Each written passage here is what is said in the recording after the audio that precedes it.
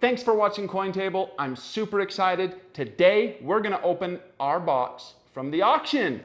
There is an aspect of treasure hunting. I mean, I'm looking at a picture of a coin and I'm establishing what that coin is, what it could be. How's it gonna look in hand?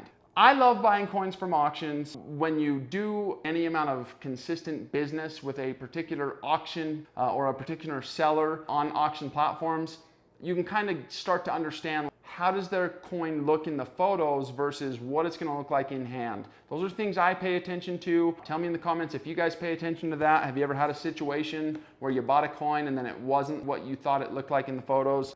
I like to just use auctions that have really, really good photos. Let's just look at the coins. I'm a dork. Now, it's been long enough that I have no idea what's in this, but I specialize in Kennedys and Franklins, and I don't want to put myself in the box of doing proofs only because I've done more business strikes than I have proofs, but as of late, proofs have kind of been my jam. All right, you guys can look at that coin and probably see for yourself why I would have bought this coin. To be honest, I probably bought it with I probably thought the obverse was a bit more frosty than it is. Even after conservation, I don't think this coin is going to grade cameo, but I mean it could, but I just don't know that it's there. But that's okay. It's all a big numbers game for me when I'm buying coins like this. So I would expect that I can crack this coin out, conserve it. It's clearly original. You never know what's hiding underneath of that haze. All right, here we have a 1955, and this one, unlike the other one that we just looked at, I do think has a solid chance at coming back in a cameo holder.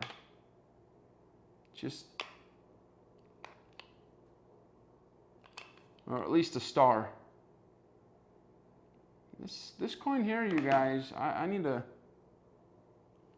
would need to get a better look under my lamp, but I actually think that this coin was intentionally, I think somebody tried to use something to frost this coin or make it frosty, because you can just see like total monochromatic here. It's just not the right color. It's not the right color of frost at all.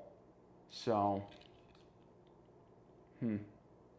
interesting, but that's okay. Again, it's a numbers game, but it's just something to note, you guys. I've looked at these coins long enough to where when I look at one that's off, instant alarm bells. So if you're not at that point, you need to look at more, well, if you want to get to the point where you're consistently making good money in coins, you are going to need to get to the point where your eyeball is developed enough to where you can instantly look at a coin and know whether or not something's going on with it.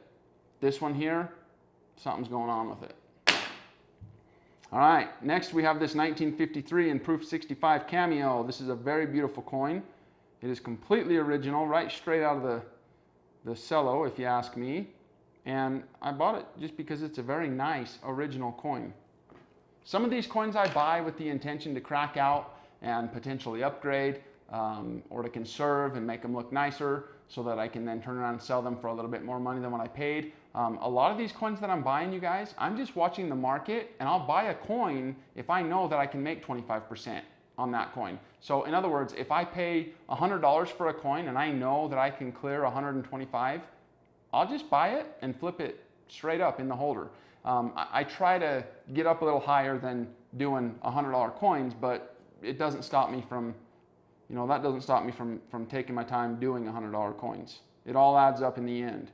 So here we have a 1957 and 67 cameo, just an all-around clean coin, and I got this coin for the right price. I'll be able to sell it for a profit. So this is the group of coins that I bought at the last auction, at the auction before last. So the next batch that's coming from Great Collections, I've got some coins in there that I'm super excited about. Here we have a 1961 in proof 67. Same thing, all original, got some stuff going on, but it's got great contrast. So with conservation, I do believe that that can be a cameo coin. Same thing here. In fact, actually, I don't even know what I was thinking there, because even if it is That's just a funky coin there. Sometimes I look at what I bought and I'm like, well, why did I buy that? But I don't know. Tell me if that ever happens to you in the comments. Here I have a 1958 in proof 67. Got it for the right price. I think I probably bought this coin to prove a point. Here's this coin, here's what it looks like.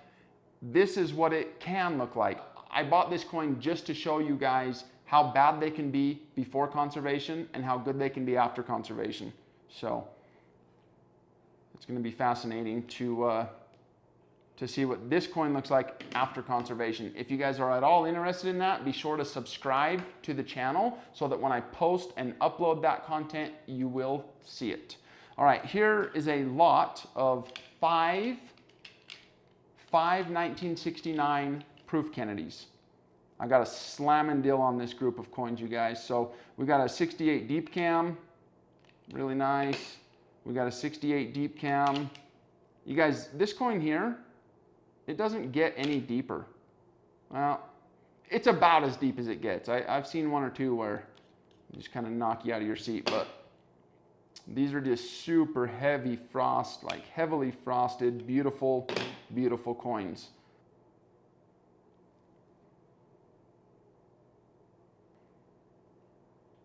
The reason I bought these coins, I basically feel like all 5 of them are very solid deep cameos. I bought them with the intention of cracking all 5 out, conserving all 5, resubmitting all 5. I bet I get 1 or 2 in 69 deep cameo to come back. And this coin is, you know, it's $50, $60 coin in 68 deep cam. In a 69 deep cam, it double, triples, quadruples. So there you have it, guys. Hopefully you got a little peek into, you know, what I'm buying and when. I've learned that there's no consistency there. Sometimes I buy coins and by the time I get them, I wish I wouldn't have bought them or I want to send them back. I don't send them back, but I want to. Sometimes I'll get a coin and I literally have no clue why I would have ever thought it was a good idea to buy that coin. Other times I'm just as surprised on the other end. I buy a coin, I'm like, whoa, wow, that's amazing. So I've learned that my mood dictates what coins I buy and when, so it can kind of change as the wind blows. It's really, really, really bizarre. Thank you so much for watching. If you like this type of content, please subscribe, and we'll see you guys next time.